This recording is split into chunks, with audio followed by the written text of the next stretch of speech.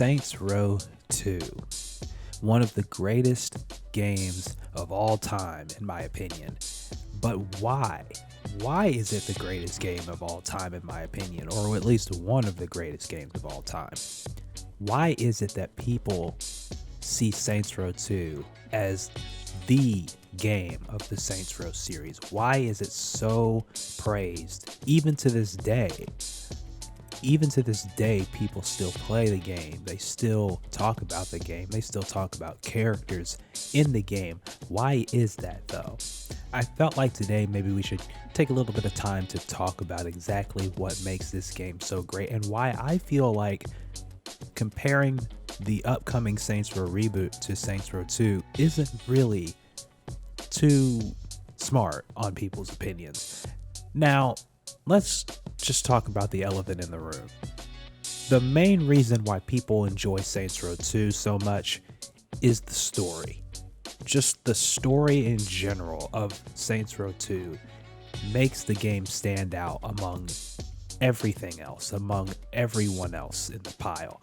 Even back then, the graphics may not have been the best, the gameplay mixed in certain opinions, but when you take that aside for a moment and you just think about the story overall and what that did to everyone involved, how that made everyone feel when they played through the game, when you take a look and take a step back and think about how Shaundi and Pierce and Johnny and even the boss grew and matured and interacted with other characters and even interacted with each other during the course of the story, you'll understand exactly why it was such a great time back then. And even now, it's such a great time to go back and play through the game again, or even replay a mission or two, just to experience it. When we talk about Saints Row 2's story, of course we have to go back in Saints Row 1. We all know what happened, where the boss gets blown up on a boat, in a coma for 5 years, wakes up, and then right away you see Carlos. And a lot of people feel like Carlos should have gotten more time. Carlos should have gotten more time to develop his character, more time to develop who he is as a person. And yes, some people can say that, and that's very true. But at the other hand, take it like this. If you take that final cutscene on the train, where they're talking to each other about what the next plan is for Marrow and the Brotherhood, and you take that scene, and then you take everything else out, the dialogue from the mission after that, and you go straight into the next cutscene, where Jessica calls the boss and says that Carlos has been taken. And then you go to when Carlos is laying in the middle of the road, bloodied, near death, chained to the back of a truck, and you do everything possible to try and free him, but you couldn't. And then he takes your hand and nods, and then you shoot him. That still sends chills, even to this day. And that is one of the greatest cutscenes I personally have ever seen in a game. Or how about Aisha? The scene where Johnny and the boss go to Aisha's house, and Junichi's there, and he's ordered to keep an eye on Aisha. Johnny shows up, slices Aisha's head off right in front of him and the boss. Gat blames himself for it. Shogo arrives at the funeral, says, "I'm gonna take you out, Gat." Gat's like, "Not now. There's a funeral. I'll deal with you later, but not now." He keeps pressing the issue. And then he gets buried alive for it. If I want a Johnny Gat back in Saints Row, I want that one. Saints Row the Third, you didn't get much with Gat. Saints Row 4, that wasn't Gat. That was just a murderous, uncaring Gat. It didn't seem like the Gat that was in Saints Row 1 and 2 by any stretch.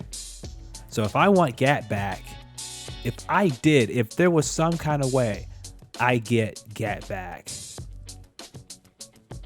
then it would be that one. I wouldn't want the other one. Not Saints Row 3 Gat, not Saints Row 4 Gat. No, I don't want that. So, why is Saints Row 2 the best in other people's opinions? In my opinion, the story alone speaks for itself. And I've already gone into detail in previous videos about the NPCs, how they interact with you, how after you complete certain missions, they go by you, or they pass by you, or you pass by them, and they mention something that happened in the story to you, or maybe about how they're sorry about Carlos dying, or they're talk about Mr. Sunshine, or the fact that you can pick up a street sign, just plop it right out of the ground and smack someone with it. Being able to go into enterable buildings like the mall or other places like that and just walk around, even if you can't go into every single place in the mall, or you can't go to every single place in that space, just being able to feel that city being alive, you'll feel like you're actually living there, speaks volumes to that game. It's a complete package when it comes to the story, the characters, the environment, the NPCs, being able to drive around and just drive around because you want to. Saints Row 2 in and of itself is a masterpiece. It stands alone on the test of time as one of the best games to ever come out. And that is why I don't like it when people try to compare Saints Row 2 to this upcoming reboot, because there's no comparison. No matter how good the game might be, no matter how good the story might end up being, and we don't know about the story just yet, but it might be decent at best. To a bare minimum, it's decent at best. We don't know about the characters. They might be decent at minimum. The open world could be great. The open world could be amazing to drive through, to find Easter eggs, things like that. That could be all fine and good. But there's absolutely no comparison to Saints Row 2. This game will never meet Saints Row 2 standards. This game will never top that benchmark. And that's okay. That's okay. It's not a bad thing that this game won't reach that level. It's not a bad thing to admit that that game won't reach the level of Saints Row 2. It's fine. And you know why? Because I would rather have the reboot stand on its own than try to match something it can't top. Because if you try to match that game, if you try to match Saints Row 2, you're just going to end up disappointing a lot of people. Even if you don't mean to, even if you don't want to, you're just going to end up disappointing so many people. Because for as much as people want a Saints Row 2 remastered, as much as people want that, and I agree, there's two things. One, I'd rather them finish the patch that Idle Ninja worked so hard on before he passed away. Rest in peace. And I'd rather them focus their attention on that after the reboot than to just slap in together a Saints Row 2 remastered. I'd rather have them do that. And number two, I'd rather have them put all of their resources into the reboot to make it the best it can be. Because we know there's going to be bugs, we know there's going to be glitches, we know there's going to be things that need to be fixed, and we know there's things that they're going to want to add. And if they just slap everything into something else, or they just move on to the next thing and they just remove every bit of work on the reboot and say, well, it's out now, we're done, then what's the point? Again, I'd rather the reboot stand on its own, because the old series is done. Saints Row 1, 2, 3, 4, Gat Out of Hell, they're all done. This is the end. And people have to understand. This is the end. And Saints Row 2 will always stand on its own test of time.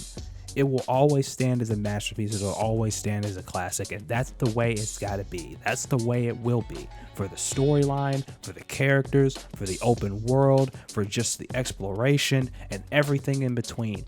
The customization, it all stands alone on that spectrum. And Saints Row 3 didn't match that.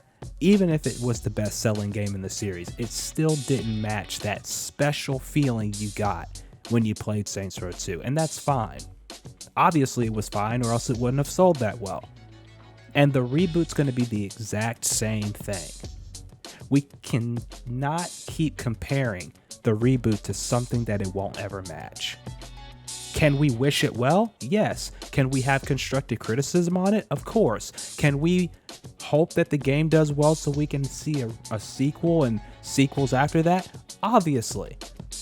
But if we set our expectations so high to where we say this game should, quote unquote, should meet Saints Row 2 standards, then we're just going to leave ourselves disappointed when it doesn't. And we're going to call it a flop, and we're going to call it boring, and we're going to call it that it's not good because we set our expectations way higher than we should. And I can't stop everybody from doing that. I'm not somebody that'll tell you what to say and what to do. And if that's how I made you feel by watching this video, then I apologize. But in my opinion, just my opinion, and you could believe me and agree with me or not, but in my opinion, I feel like this reboot needs to be treated on its own as something brand new. It has nothing to do with the old games. It has nothing to do with the old series, so we shouldn't compare it to the old series. Even me. I want to go into this game with a fresh set of eyes, a fresh perspective, and I want to judge this game based on its own merit and not from the old series that's already done and the devs have already moved on from it. Was the old series great? Yes. Were the characters great? Yes. Will it always stand the test of time? Obviously. Will Saints Row 2 be a masterpiece on its own? Yes. Should we compare it to the reboot? No. No. Because it won't meet the reboot. The reboot won't meet Saints Row 2. The reboot won't be close to Saints Row 2. The reboot will never top Saints Row 2. Will it be great on its own? I hope so. I really hope so. I have faith that it will. I have faith in Deep Silver and Volition's attempt to try something new. And that's something a lot of game developers aren't doing. In this world of remakes and remasters, I'm glad that Deep Silver and Volition are sticking to their guns. They're not trying to rehash the old series. They're not trying to rehash the old characters. They're staying faithful to their story that they've already closed, and they're staying true to this new story, these new characters, this new voice cast, this new world that they've created. And in that sense, that's why I say Saints Row 2 is one of the greatest games of all time, even on its own.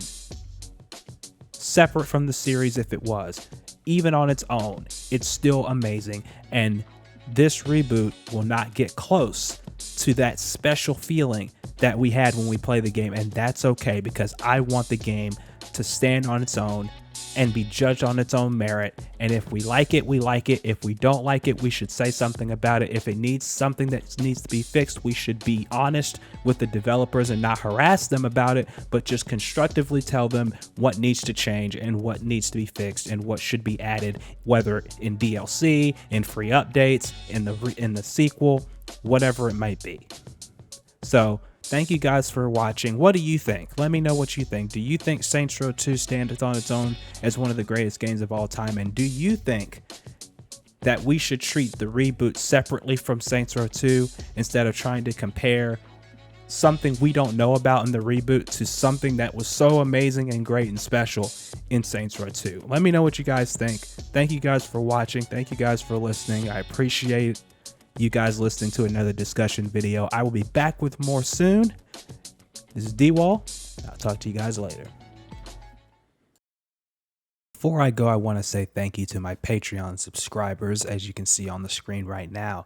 If you want to have your name on this list and shouted out at the end of each video and at the end of each episode of the Flowcast, go to patreon.com. The link is down in the description below. $1 or more gets you a shout out, and $5 or more gets you full access to all of my content early before anyone else. So go to patreon.com right now and subscribe today.